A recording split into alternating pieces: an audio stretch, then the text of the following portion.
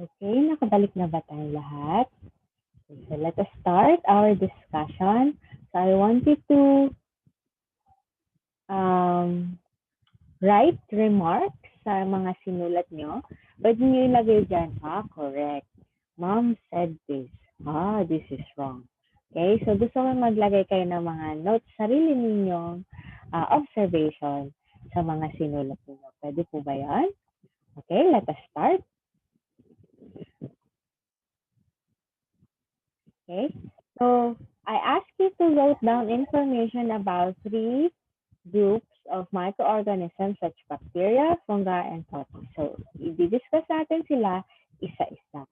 So, bacteria, they are considered as prokaryotes because they do not have membrane-bound organelles, or they do not have a nucleus. It's just that the DNA is just floating on the cytoplasm, on the organism itself. They are considered as the smallest and simplest living things, and it has 3 basic types. Kanina, nabanggit na. Very good. If they have a spear-shaped structure, they are called cocci. Rod-shaped is called bacilli, and if they are spiral rod-like shape, they somehow called spirilla or spirochetes.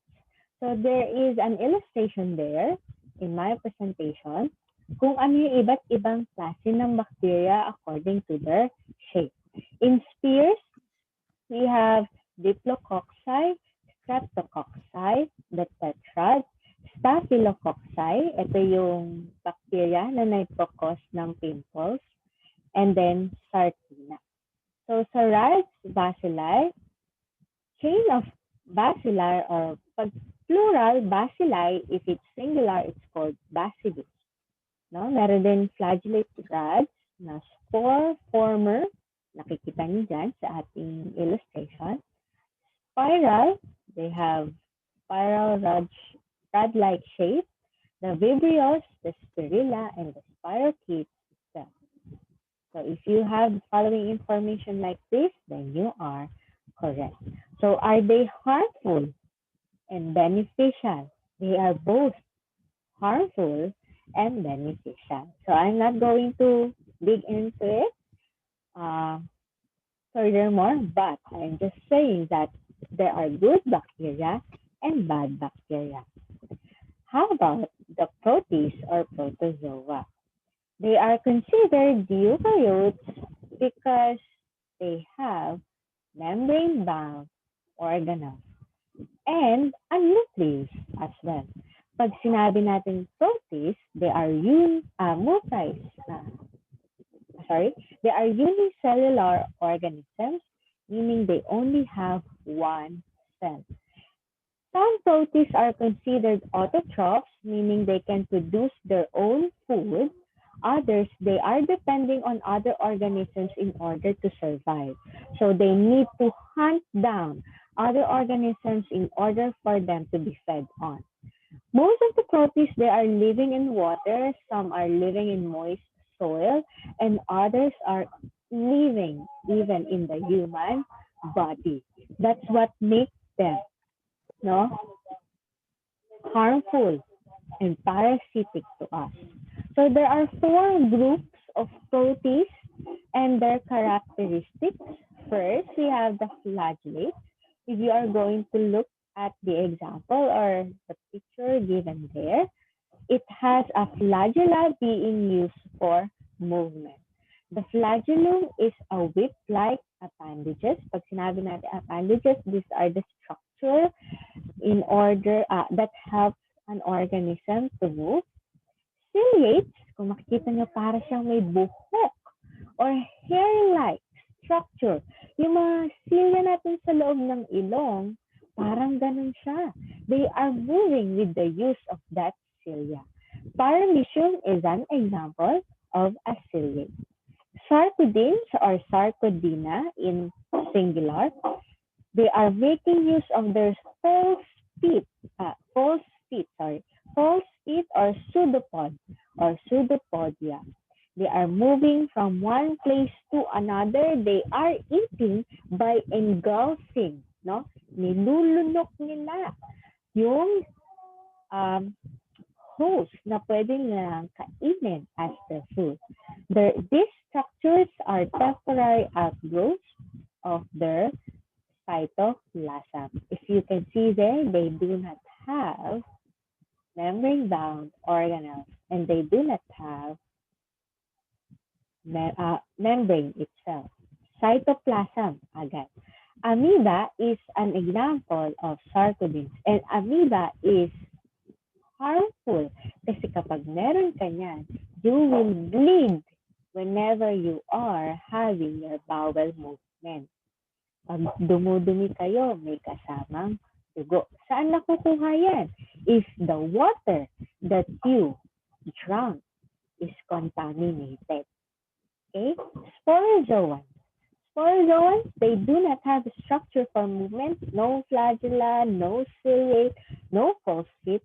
Just that they are forming spores in order to multiply.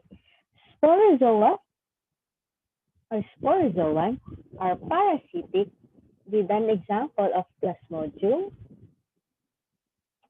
If you research malaria as the disease-causing microorganism, then ito siya. They are under sporozoan. Plasmodium is the one that causes malaria. Saan nanggagaling yon? Kapag nangitlog yung lamok sa mismong katawan ng kanyang host. For example, in human body, is these 4 groups of proteins and their characteristics clear kung paano sila nagkakaiba-iba? Pag sinabi natin flagellates, may flagella. Ciliates, cilia. Sarcodines, false feet. Sporozoans from the name itself, spores. Naintindihan po yan? Okay. Let's proceed to the last microorganism for today. We have the fungi.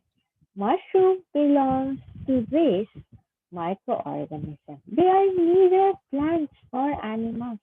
Hindi siya plant, hindi siya animals. They are plant-like and animal-like at the same time.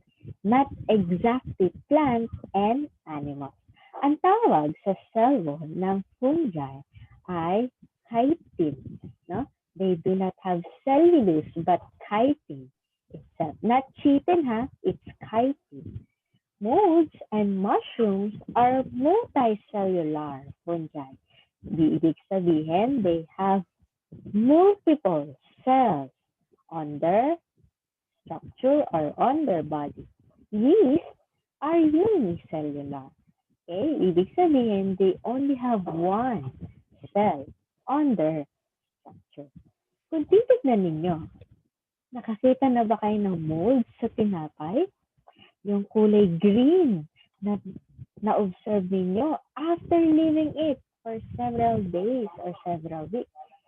Microscopically, if we are going to observe them under the microscope, they have this structure na meron silang spores and parang toge. Alam, nakakita na ba kayo ng toge? Yung mango sprouts? Parang ganyan ang itsura nila. Imagine what could happen if you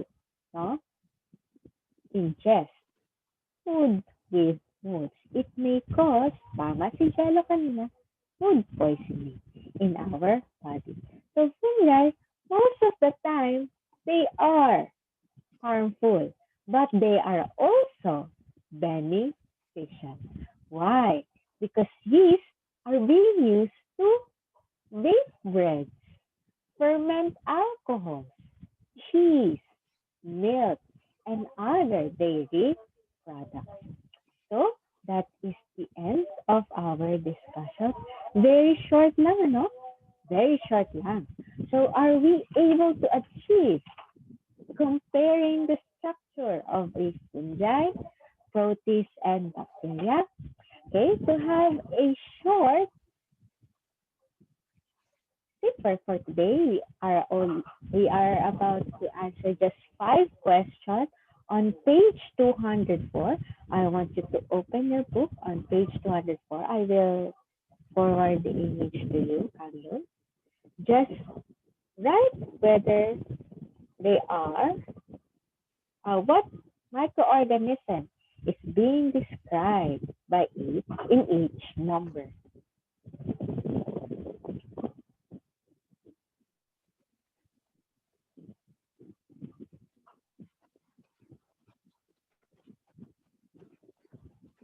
Page 204, saglit lang. Shortly, let us answer 5 questions. Kanye, you may ask me now if you want me to share screen again. Sorry. Ano ulit ang pangalan? Don't forget to send yung yung picture ng inyong work kanina.